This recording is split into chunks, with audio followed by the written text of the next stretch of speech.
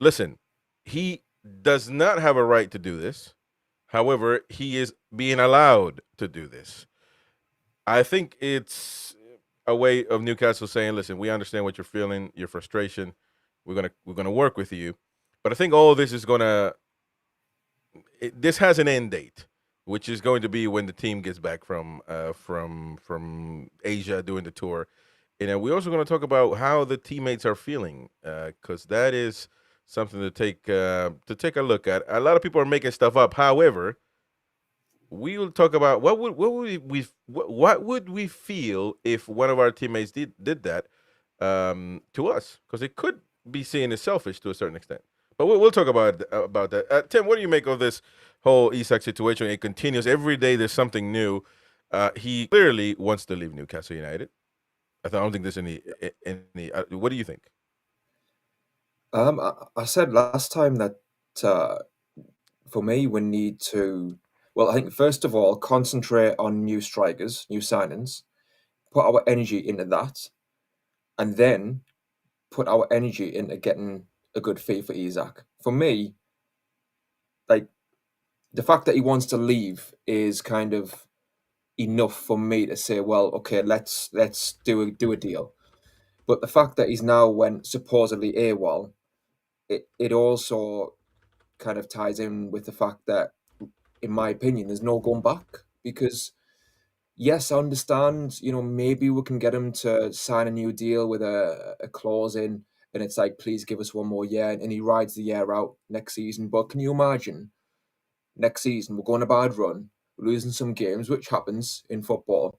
It's in those moments that you need everybody pulling in the right direction. And Hmm. this sort of situation, in my opinion, these things come back into the subconscious of players' minds when you're losing games, everyone's maybe kicking off. It's like, in football, 1 minute it's all rosy, next minute it's doom and gloom. In Yeah. those moments, the last thing you need is a player in that dressing room who only months ago was going AWOL, who wanted to leave.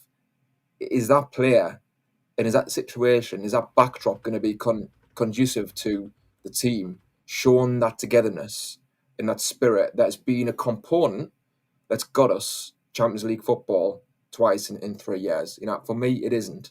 So while I understand, how the kind of the want to keep Isak in some quarters, I get it, but for me, I would be putting all my energy into new signings like Cisco, like Wissa, and Mm. then we're in a position to sell Isak for good money because we've got our players through the door. This is obviously easier said than done, but Yeah. that will be my focus. To me, there's no going back at this point. Man, that's tough. That's tough. Because I really don't. I feel like Liverpool. I don't think we have a proof of this, or I would assume that we would show some backbone and do something about it. But I feel like they've tapped the player. I mean, I feel I like they agree. have. I feel like they've gone behind through the agents, and said, "Listen, you gotta force a move out, and we're gonna pay you. We're gonna take care of you." And I think that's illegal to do when it comes to football. Obviously, I'm not trying to make it something that it's not. But when it comes to football, it's illegal to do that to a player that has a contract. I don't know if we have a way of proving it, but that just makes me not want to deal with Liverpool at the moment. So why can't we, if it's decided that he wants to leave, why can't we? My theory was, I don't know if you heard me, but my theory was, why can't we reach out to Real Madrid or Barcelona or Bayern Munich and say, listen, we're gonna make it easy as possible for you to have this player. Yeah. He's a great player. We'll have 7 payment plans. Whatever you want. You don't think that they would take Isak? I think they would, if it's that easy to acquire him. Obviously, you know. Yeah, yeah. No, I agree. Like, ideally, he wouldn't go to Liverpool for the reasons you've said. I think it's obvious that they've been stirring this in the press. They've unsettled them without actually putting an official bid in. So that they've done the groundwork behind the scenes and using the press, it seems.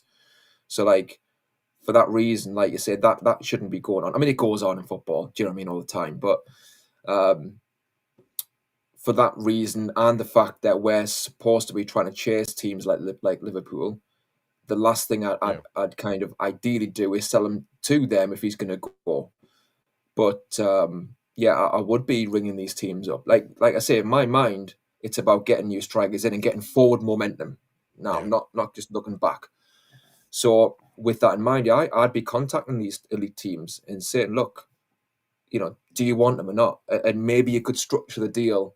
I mean, you don't want to cut your nose off to spite your face. So it's a tricky one in terms of what's best for us, the upfront fee from Liverpool, but going to them, a rival, or maybe in installments, but going to Bayern Munich or whoever. Don't forget to smash the like button. It helps us a lot to keep growing. Subscribe to the channel, hit the bell for notifications, activate all notifications, that way you get notified every time we go live. And don't forget, you can become a member, get exclusive content, access to all of our live shows on demand at the time that you want. Also, of course, giveaways every month, sometimes multiple giveaways a month. So stay tuned for that. Check it out. Help support the channel. It's a small fee. And of course, you help us and grow. If you hate the Mackhams, smash that like button. To save the bleeding races. When we got the wheel put on, away we went again. But them that had their noses broke, they came back our him. Some went to the dispensary, and some to Dr. Gibbs's, and some to the informer.